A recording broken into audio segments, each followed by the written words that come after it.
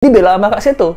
Walaupun dia pelaku kejahatan, kita harus lindungi dia. Waduh, kok bisa gitu ya? Versi Seian, menurut kuasa hukumnya, dia tuh dijebak sama Mario. Nah, sini bilangnya, nggak, gua sama tante gua kok. Tante gua di mobil. Ada apa nih? Ada percakapan apa nih? Apa ada foto di WhatsApp yang satu kali kebuka? Ya, apa ini yang mengambil gambar? Kalau Nero Rubrik tuh nggak pernah bayar tol gitu. Ya, gimana nggak bayar tol? Bapaknya aja nggak bayar pajak. Apalagi anaknya.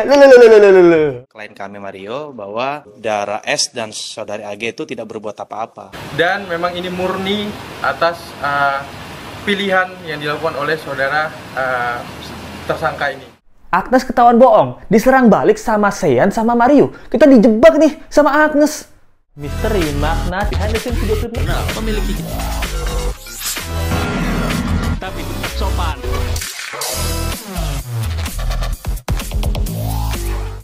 Hai, apa kabar? Kembali lagi di Let's Go. Let's Go masih update tentang kasus David Agnes Mario ya. Nah, kabarnya nih yang Let's Go mau bahas, yang pertama nih adalah Mario itu mengatakan dia dijebak sama AG itu, AG. Dan juga Seian juga bilang bahwa memang AG ini ikutan dalam merekam video. Lalu kondisi AG itu sekarang tuh lapor ke KPAI. Katanya sih trauma. Dibela sama Kak Seto. Walaupun dia pelaku kejahatan, kita harus lindungi dia. Waduh, kok bisa gitu ya?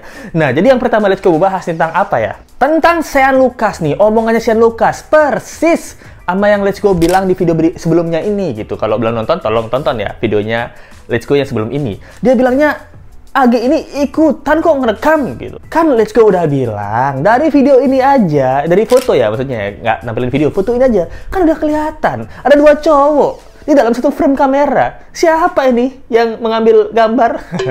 Di awalnya pengacaranya AG bilang, wah kita nih nggak ada ini ya, klien kita nih nggak ada ikutan nih dalam perencanaan penganiayaan David. Bahkan dia nggak ikut ngerekam juga. Yang ngerekam nih Seian. Nah, sekarang pengacaranya Sean Lucas yang bilang, apa yang dia lakukan itu nggak bersalah.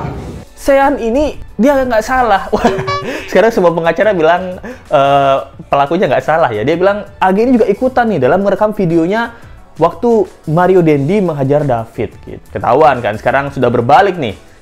Kesetiaan tidak sesetia Pak FS ya, tapi sudah cepat nih berbaliknya. Nah, di sini Seian melalui kuasa hukumnya ya, udah pakai kuasa hukum nih, mengatakan bahwa Seian ini nggak salah. Kenapa Seian tertunduk malu? Ya, karena mukanya nggak ganteng. Nggak ya nih, canda ya. Kenapa Seian tertunduk malu? Karena Seian menyesali perbuatannya, menerima keadaannya, tidak seperti Mario Dendi yang tetap songong. Dia menunduk itu karena menerima keadaannya. Dia tuh dijebak sama Mario. Dia nggak tahu apa-apa. Wah, roman-roman mirip KRR. Bilangnya nggak tahu apa-apa, saya nggak salah gitu. Nah, jadi ada cerita yang menarik nih. Dua cerita yang berbeda. Yang di pertama kan Mario nih, dari pihak Mario bilang, dia cerita nih sama Sean Lucas. Bro, coba gua bro diginiin bro sama si David. Gimana menurut lu bro? Kalau gua jadi lu bro, gua hajar. Gua pukulin anak itu. Nah, sosokan. Padahal licil.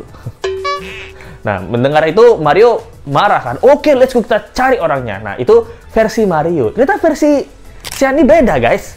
Versi Seian, menurut kuasa hukumnya, dia tuh dijebak sama Mario. Tadinya dia dijemput. Yuk bro, let's go, kita capcus. Gitu. Mau kemana nih bro? Kita mau ke daerah Lebak Bulus. Santai aja, lu ikut aja sama gua. Nah, katanya diajak nongkrong nih ke daerah Lebak Bulus. Nah, tapi di tengah jalan, Mario tuh berubah pikiran. Berubah pikiran dan ternyata mencari si David. Nah, si Sean Lucas ini, karena dia anak buah Mario ya. Anak buah Mario, dia tuh, kenapa nih, kemana nih kita? Ya pokoknya lu ikut aja, lu duduk aja dengan tenang gitu. Lu pokoknya ikutin aja apa kata gua, gitu katanya. Ini karena Mario ini bos, jadinya ya iya aja gitu. Itu menurut versi kuasa hukumnya Sean Lucas. Jadi berbeda nih keterangan di antara dua pelaku ini. Tapi menurut keterangan Mario juga, AG ini sama si Sean Lucas ini nggak ada tuh menyetop dirinya waktu mau berantem. Memang dia bilang AG ini sama Lucas memang nggak ada ikutan mukulin, ikutan terlibat kasus ini. Tapi nggak ada tuh dia menstop perilaku saya mau menghajar David, nggak ada. Nah, itu dari kuasa hukumnya si Mario Dendi. Dan klien kami menyampaikan bahwa pada peristiwa itu saudara S dan saudari AG itu tidak berbuat apa-apa, tidak ada menghalang-halangi lah untuk menghentikan perbuatan tersebut. Gimana menurut kalian, ini aja sudah mulai perpecahan ya antara kubu-kubu Mario sama si Seian ya. Bahkan Seian juga bilang, saya nih takut sama Mario karena kan dia bapaknya pejabat. temperamen gitu. Dia juga kalau naik rubrika tuh nggak pernah bayar tol gitu. Ya gimana nggak bayar tol? Bapaknya aja nggak bayar pajak. Apalagi anaknya. Waduh. Berbahaya. Nah jadi kalau dari kuasa hukum Dendi ya, Mario Dendi, dia itu bilang, ini nih dijebak sama Agnes nih. Pan awalnya nih Agnes cerita nih sama Mario, aduh yang aku diperlakukan tidak senonoh. Dia cerita lah katanya, tapi nggak dijelasin nih ceritanya apa. Tapi yang kita tangkap ya katanya sih perlakuan tidak menyenangkan ya, yang tidak senonoh pasti berbau-bau vulgar karena itu kamu kayaknya aku risih deh sama David ini. Coba kamu tolong kasih pelajaran sama dia gitu.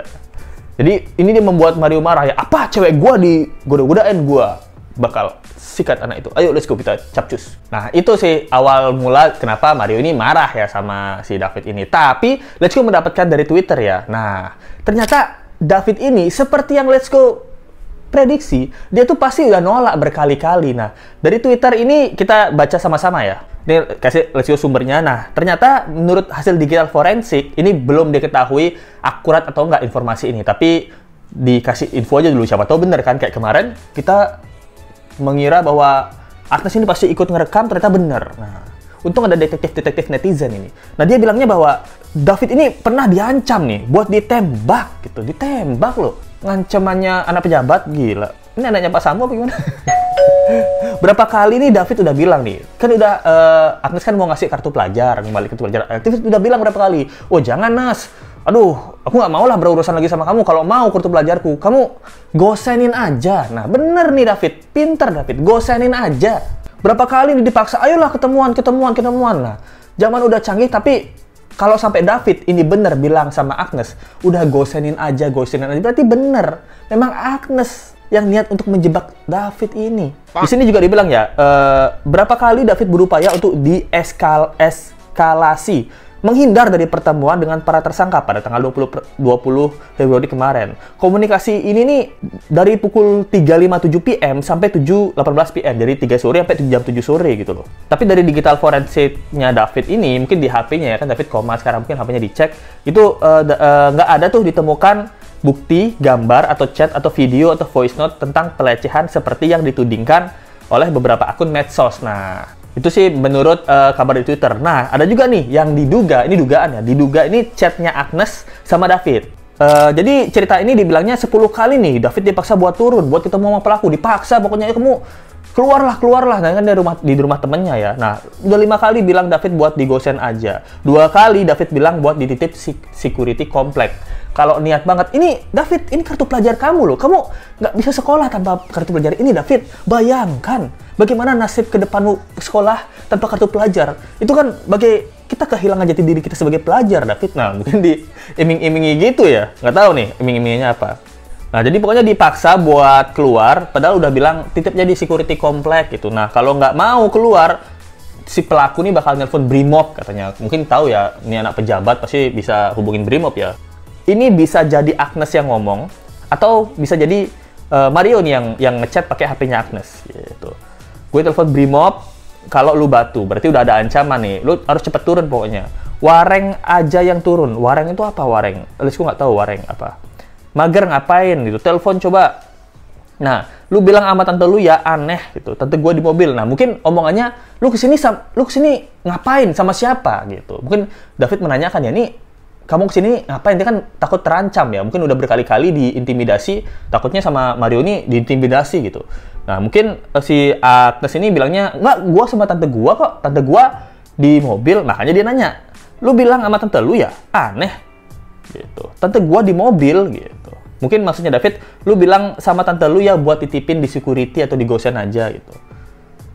Foto dah, mobil apaan? Oh, makanya dia nanya, coba mana foto tante lu mana gitu, mobil lu mobil apa gitu. Pinter juga Davidnya. Turun sekarang, jawab dong, nggak mau dijawab nih, mobil Camry. Ditanya lagi, lu kenapa sih nggak mau turun banget? Nah, ini percakapannya yang diduga ya, Agnes dengan David gitu. Kalau percakapan ini diketik oleh Agnes, jebakan, udah 100% jebakan ini menurut Let's Go ya, menurut logika sederhana kita ya. Ini 100% jebakan. Tapi kalau Agnes ini di bawah ancaman Mario, yang misalnya, pokoknya aku mau menghajar orang ini, kamu jangan macam-macam ya. Aku nggak mau yang aku sama David mau menjadi mantan terindah aja gitu. Lu jangan aja bacot. Kamu kalau nggak mau suruh David keluar, aku yang menghajarmu. Nah, kalau itu Mario yang salah. Tapi ini sepertinya tidak seperti itu. Dugaan. Menurut kalian ini gimana? Agnes ini di bawah tekanannya Mario atau enggak? Nah, kalau kita breakdown ya, kalau Agnes di bawah tekanan Mario, kenapa Agnes ini tidak melakukan sesuatu saat Mario tuh menghajar David? Ini pertanyaan besar ya. Dan sekali lagi Lesko bertanya, kartu pelajarnya di mana? Kalau tidak ada, berarti ini sumpah jebakan banget. Ini jebakan, menjebak orang untuk melakukan penganiayaan, menjebak orang untuk menjadi korban penganiayaan. Ini jebakan banget sih menurut Lesko. Itu logika sederhana kita ya. Tapi kabarnya sekarang kepolisian juga akan mengecek HP atau jejak digitalnya di HP Agnes. Nah, ada apa nih? Ada percakapan apa nih? Apa ada foto di WhatsApp yang satu kali kebuka nggak bisa dibuka lagi? Waduh, apa itu fungsinya? Nggak tahu ya. Maksudnya kepolisian dipaksa dan dituntut masyarakat tuh untuk mengecek jejak digitalnya dari HP Agnes. Nah, dan sekarang kabarnya Agnes itu gimana? Kabarnya pihaknya tuh melakukan minta perlindungan dari KPAI ya, Komisi Perlindungan Anak Indonesia gitu. Karena AG ini kayaknya diduga tuh mengalami trauma berat gitu loh. Meminta kepada masyarakat untuk dapat memberikan kesempatan kepada saksi anak AG ini untuk diberikan ruang dan posisi yang sama untuk kami mengungkapkan fakta yang ada menurut BAP yang sudah diperiksa dan bukti-bukti yang ada. Dan minta perlindungan gitu loh. Ya, ini Let's Go setuju ya. Setuju dari yang minta perlindungannya, dia setuju. Kenapa? Karena pasti akan banyak orang-orang yang menghujat dari si AG ini. Ya matiin sosmed lah. Matiin sosmed, matiin TV. Atau muhasabah diri. Nah, tapi yang menarik highlightnya adalah Kak Seto ya. Nah, di sini ada artikelnya. Kak Seto ini menanggapi bahwa walaupun anak-anak adalah pelaku kejahatan, tapi dia juga tetap sebagai korban. Nah, sehingga anak itu dapat pembelajaran bahwa apa yang dilakukannya keliru. Nah, ini 50-50 ya. Mungkin karena Kak Seto sebagai anak ya, dia harus tahu anak itu ya banyak salahnya gitu. Mungkin ini salah satu salah yang dilakukan oleh anak-anak. Enggak juga dong. Ini salah satu kesalahan anak-anak yang parah sih menurut Let's Go. Dan ini harus jadi pembelajaran ya buat anak-anak lain. Jangan sampai terlambat. Kalau sampai ini tidak dihukum, tidak diproses secara hukum, nanti anak-anak lain, tanda kutip ya, bisa jadi menghasut atau apa. Oh, ternyata selama saya masih anak-anak, ya itu nggak masalah dong. Ini berdebat juga anak-anak sekarang ya. Menurut kalian gimana nih tentang kasus kali ini? Nah, sekarang kita harapkan sekali lagi David cepat sembuh, cepat bangun, semuanya tidak ada cacat, tidak ada luka-luka yang membekas, karena kata Deddy Corbuzier dan juga yang Lesko baca di Google ya, cedera otak ini bisa mengakibatkan trauma dan cacat pada korbannya gitu loh, karena pergesekan otak, yaitu kenapa sangat-sangat dilarang untuk memukul bagian belakang kepala gitu. Dan memukul di depan muka juga dilarang ya kalau tidak dalam pertandingan tinju gitu. Tapi kita harap semoga David ini mendapatkan mujizat dari Tuhan, mendapatkan kekuatan dari orang-orang yang memang mendukungnya dan mendoakannya, dari keluarganya, supaya pas dia sadar, dia benar-benar sembuh 100% kembali seperti semula. Hal yang terbaik kita doakan buat David. Thank you banget yang nonton. Jangan lupa like, comment, share, dan subscribe video ini. Kita ketemu lagi di video berikutnya. Sampai jumpa lagi. Bye. Misteri makna behind the scenes video klip memiliki tapi tetap sopan.